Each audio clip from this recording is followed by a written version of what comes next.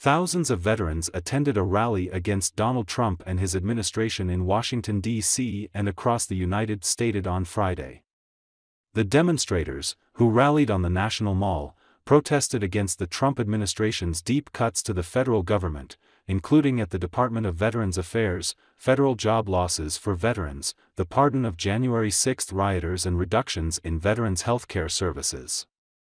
The NowDC march that was organized by Fourteenth Now movement also called for Donald Trump to be removed from the White House. Donald Trump is one of the most sinister dictators on earth today, said one of the protesters while addressing the crowd. I think it's wrong that veterans such as myself, as well as everyone across the country, has to go through this autocracy, this oligarchy that we live in today, another protester named Vincent Camacho told local media. The protesters included a mix of veterans, family members of veterans and left-wing protesters, with signs ranging from general calls to stop Trump and his advisor Elon Musk's coup, to ones offering support for Ukraine, to others opposing cuts at the VA. Among them were also a group opposing Russia's war in Ukraine. Russia is not as strong as it pretends to be. Russia has 10% or more inflation if they're even telling the truth about themselves. They produce nothing except for war, chaos and disinformation, one of the protesters said during the protest. And chaos and disinformation. When's the last time you had some Russian wine or drove a Russian car? Never. Vladimir Putin is probably the most sinister dictator on planet Earth today. He's not your friend. He's not coming to your birthday party at the bowling alley. He is.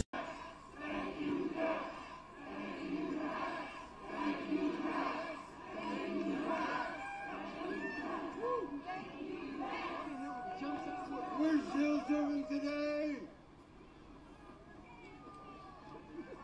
We're still serving today. Russian President Vladimir Putin said on Friday he will spare the lives of Ukrainian soldiers in Kherson region if they surrender. According to Associated Press, his comments came as a reply to U.S. President Donald Trump's appeal for the lives of soldiers blocked by Russian troops in Kherson region.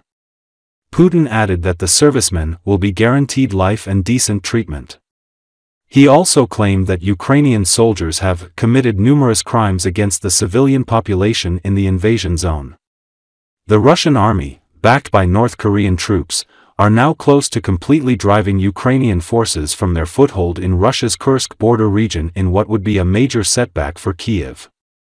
Meanwhile, the Russian leader also met with U.S. envoy Steve Witkoff to discuss details of the American proposal for a 30-day ceasefire in Russia's military campaign in Ukraine, asking him to convey Moscow's thoughts to Washington.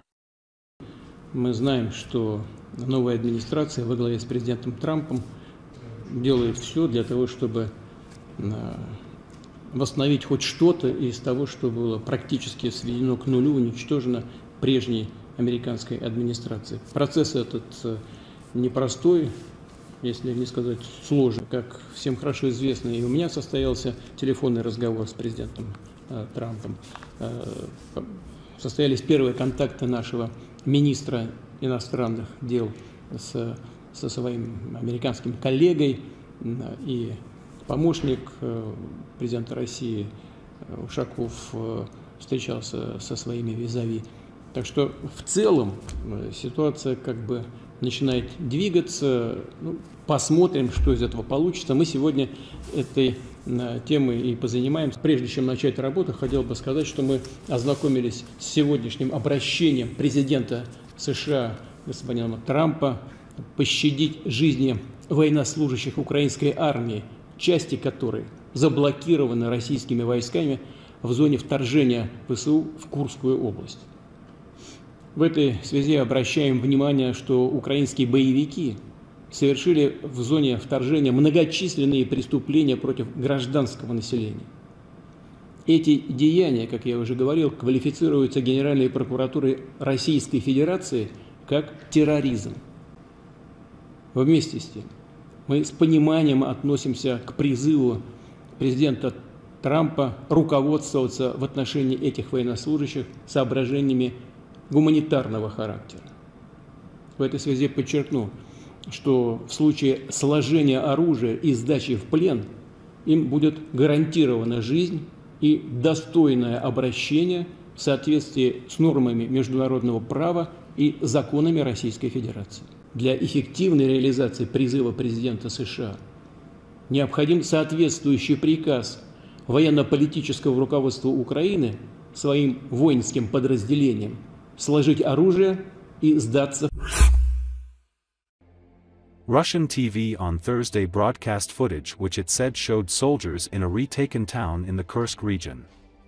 According to Associated Press, the Russian Defense Ministries claim that it recaptured the town of Sudza, a Ukrainian operational hub in Kursk, came hours after President Vladimir Putin visited his commanders in Kursk. The claim could not be independently verified. Ukrainian officials made no immediate comment. The Russian TV footage showed soldiers posing for a photo on the outskirts of Sudza and damaged cars on the side of the road to the city.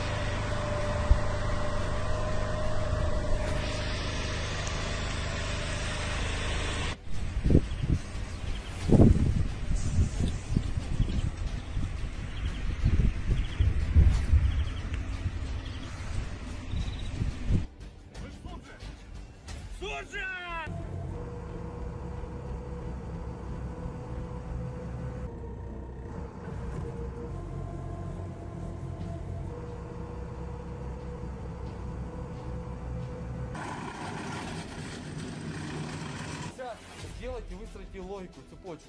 От с этой точки до туда постепенно. По 2-3 человека. Вот этот весь сектор уже все. Вот наша уже группа, вот. Так, сейчас в центре суток. Пакет.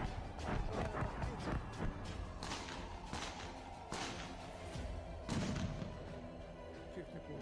А потом уже личные вещи. Уже тащили